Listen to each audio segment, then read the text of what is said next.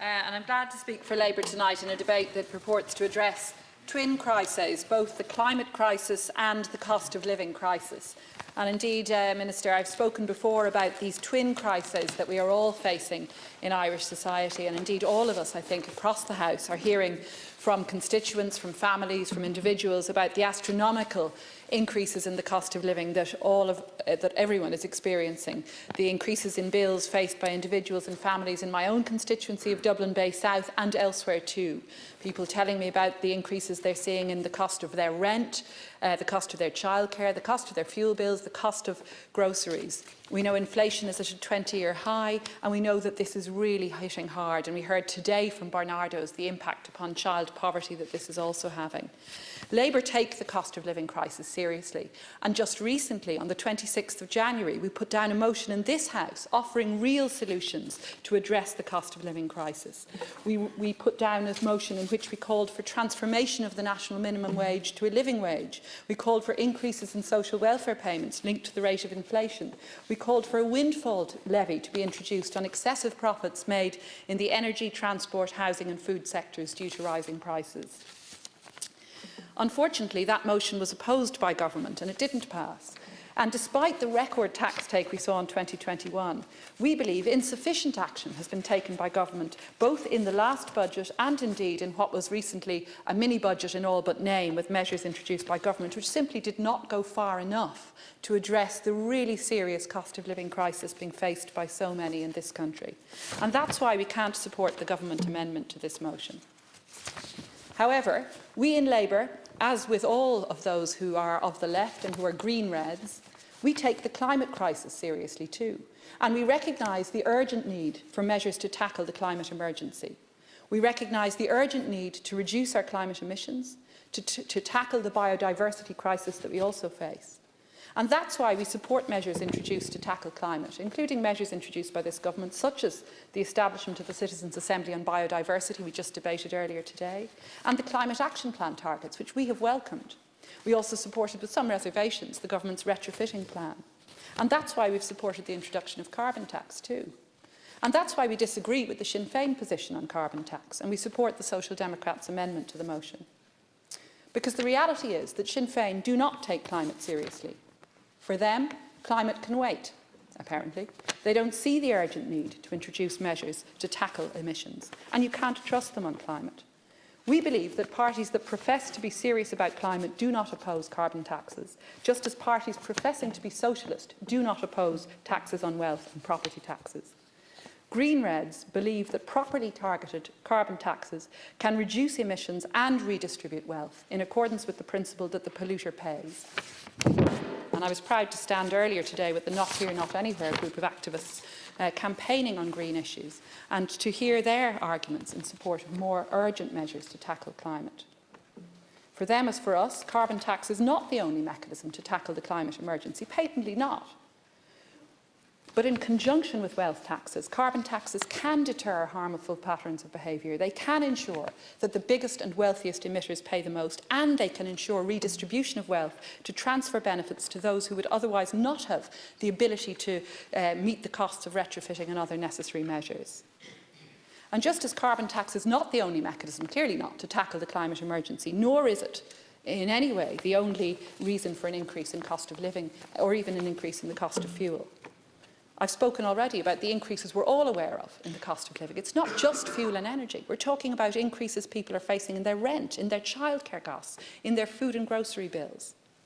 Carbon tax isn't the reason for those increases.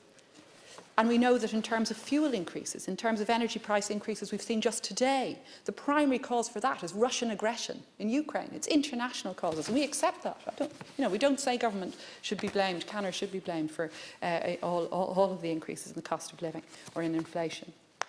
But where government should be acting is to ensure the more equitable redistribution of wealth, the more equitable and more effective introduction of a carbon tax that would include a windfall tax on big emitters and on energy companies which are experiencing supernormal profits during what is a time of such real hardship for so many people. And in the context of the twin crises we are experiencing, there's clearly urgent need to ensure absolute ring-fencing of carbon tax revenues, to ensure that there is a just transition, to ensure that, as socialists and social democrats are arguing across Europe, that targeted measures are introduced to address this twin crises for so many.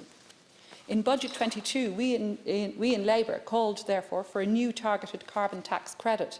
And combined with targeted increases in the fuel allowance and social welfare payments, this would have addressed the cost of living for those most at risk of fuel poverty. Our carbon tax credit for 2022 would have been set at €200, would be refundable and allocated on a household basis. It would have been available up to an income limit of €50,000 and for those living in homes with the BER rating of less than B2. Over time, the credit would be phased out as homes are retrofitted and renewable energy generation is increased. And I've spoken before about how a really ambitious and targeted retrofitting programme can address both these crises. And I know there's people across the floor recognise that. And we in Labour have also called for the introduction of a penalty-free derogation on VAT applied to energy. And on 26 January, in our motion, that included that measure. We believe the government must examine the need to reduce the VAT wedge on energy and fuel bills. And this is eminently achievable and an approach being adopted by EU member states led by socialist and social democratic governments. This needs to happen in a time-limited way, and we in Labour have done the maths on this. A 6-month drop in VAT on fuel and energy would cost approximately €200 million, less than the €200 energy bill rebate to be given in April, but more impactful and more targeted for those in society who need it most. And again, we might recall the record tax take for 2021, with VAT raising €1 billion more than was projected. So we must see how best to target that, to return some of that windfall to people who are most experiencing hardship at present. And we do support the updating of the strategy to combat energy poverty and the initiative to establish a cross-departmental task force on energy poverty. And it must be genuinely cross-departmental in order to achieve its targets. Finally, we believe that the retrofitting programme must be more carefully targeted.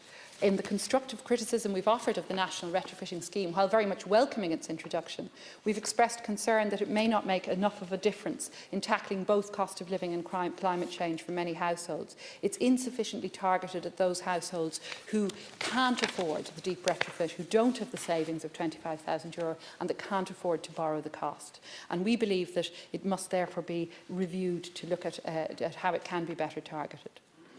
Just as we did last Cian during the COVID pandemic, we believe we must trust the science. And that mantra on climate change, when we hear about climate change, is based on the fundamental principle that we must be honest about the nature of this crisis. As Extinction Rebellion says, politicians must tell the truth. And therefore we must be honest. The carbon tax must form part of our national strategy to incentivise climate-friendly behaviour and to fund necessary infrastructure to aid that transition. The polluters must pay, but that argument does not exempt us all from this responsibility. And I think we all have to recognise, those of us who are serious about climate, that Ireland continues to be far too reliant on fossil fuels. Wind energy accounts for only 40% of our renewable energy. We need to reach the target 80% in 8 years. And we still don't have a national strategy to scale up affordable hydrogen production. We know also private equity companies with operations in Ireland are profiteering from the climate crisis by investing in fossil fuels.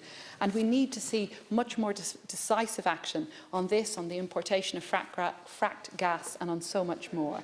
Lending our voices to these matters would be a far better use of parliamentary time than seeking to convince the constituents and citizens that any sort of moratorium on the carbon tax would solve their problems. And I repeat, carbon taxes properly targeted can reduce emissions, can redistribute wealth. They have a place in the measures that we need to take, the package of measures needed to take to tackle the climate crisis. But we do also need to see very serious actions by government along the lines that Labour proposed on 26 January in order to tackle the cost of living crisis that is causing such real hardship for so many families and households. And I know all of us are hearing this across the floor.